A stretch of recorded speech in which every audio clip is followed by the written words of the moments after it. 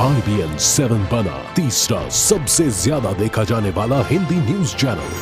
IBN 7 हौसला है। Bishop Anil कुट्टो,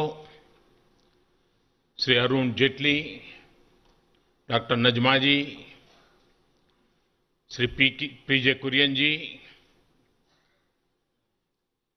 मानसेन्योर Sebastian Vadakumpadan, I am delighted to participate in this function to celebrate the elevation to sainthood of two great saints of Kerala, Saint Kuriakose Elias Chavra and Saint Euphrasia.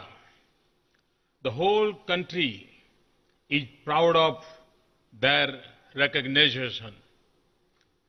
Their elevation was preceded by that of Saint Alphonsa, who also hailed from Kerala. The life and deeds of Saint Chavra and Saint Euphrasia are an inspiration not only to the Christian community but to humanity as a whole. They are shining examples of dedicated to God through selfless service for the betterment of mankind. Saint Chavra was a man of prayer and also a social reformer. In an era when access to education was limited, he stressed that every church should have a school.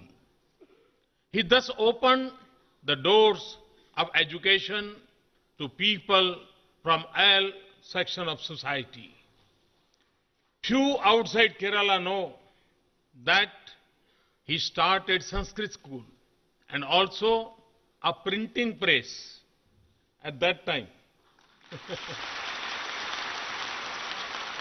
His contribution towards women's empowerment was also noteworthy. Saint Euphrasia was a mystic who dedicated her life to prayer and devotion to God. Both these saints dedicated their life to God through service of fellow beings. The ancient Indian saying, Atmano mokshartham jagat hitaya cha, welfare of the world is the way to moksha, explains their life. Friends, spiritualism is rooted in India's heritage. Indian saints and Greek sages had intellectual and spiritual exchanges thousands of years back. India's openness to new idea is manifest in the Rig Veda. Ano bhadraha kritavo yantu vishwataha.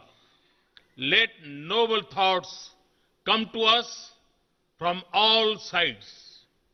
This philosophy has guided our intellectual discourse since time immemorial. Mother India gave birth to many religious and spiritual streams. Some of them have even traveled beyond Indian borders. The tradition of welcoming, respecting, and honoring all faiths is as old as India itself. As Swami Vivekananda said, we believe not only in universal tolerance, but we accept all religions as true. What Swami Vivekananda had said a century ago holds good and will forever, not only for this nation, but also for this government. Or, for the matter, any government in India run by any political party. This principle of equal respect and treatment for all faiths has been a part of India's ethos for thousands of years. And that is how it became integral to the Constitution of India. Our Constitution did not evolve in a vacuum.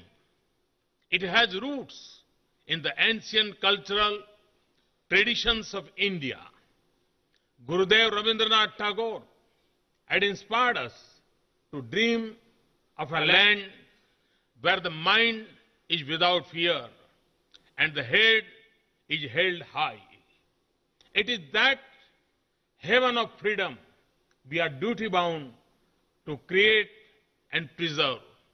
We believe that there is truth in every religion. Ekam sat vipraha bahudha vadanti. Friends, let me now come to the issue which is central and critical for peace and harmony in the contemporary world. The world is increasingly witnessing division and hostility on religious lines. This has become a matter of global concern. In this context, the ancient Indian play of mutual respect for all faiths is now beginning to manifest in global discourses. This long-felt need and urge for mutually respectful relations led to the Interfaith Conference on Faith in Human Rights at The Hague on 10th December 2008. This was coincidentally also the 60th anniversary of the Universal Declaration of Human Rights by the United Nations. Religious leaders representing every major world religions, Christianity, Hinduism, Judaism, Baha'i faith, Buddhism, Islam, Taoism, and indigenous religions met, discussed, and pledged to uphold the Universal Declaration and of freedom of religion or belief. In their historic declaration, they define what constitutes freedom of faith and how it is to be safeguarded. We consider the freedom to have, to retain, and to adopt a religion or belief is a personal choice of a citizen. The world is at crossroads, which, if not crossed properly, can throw us back to the dark days of bigotry, fanaticism, and bloodshed. This harmonious convergence among religions could not be achieved even when the world entered the third millennium. And now it has been.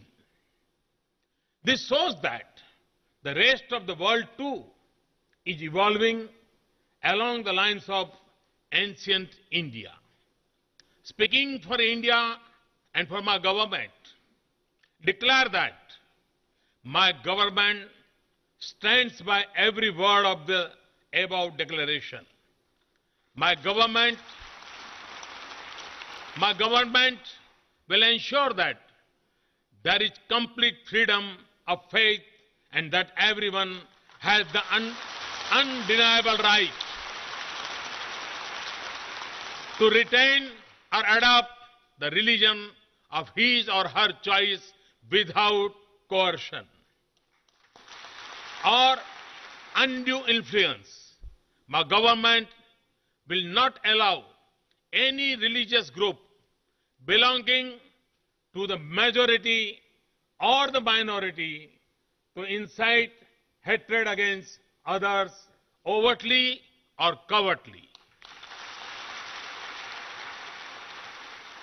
Mine will be a government that gives equal respect to all religions. India is the land of Buddha and Gandhi. Equal respect for all religions must be in the DNA of every Indian. We cannot accept violence against any religion on any pretext, and I strongly condemn such violence. My government will act strongly in this regard. With this commitment, I appeal to all religious groups to act with restraint, mutual respect, and tolerance in the true spirit of this ancient nation, which is manifest in our Constitution and is in line with the Hague Declaration. Friends, I have a vision of a modern India. I have embarked on a huge mission to convert that vision into reality. My mantra is development. Sabka saath, sabka vikas. In simple terms, it means food on every table, every child in school, a job for everybody, and a house with toilet and electricity for every family. This will make India proud. We can achieve this through unity. Unity strengthens us. Division weakens us. I sincerely request all Indians and all of you present here to support me in this huge task. Let the elevation to sainthood of Saint Chavra and Saint Euphrasia and their noble deeds inspire us to maximize our inner strength, to use that strength for transforming society through selfless service, to fulfill our collective vision of a development and a modern India. Thank you very much. Thank you.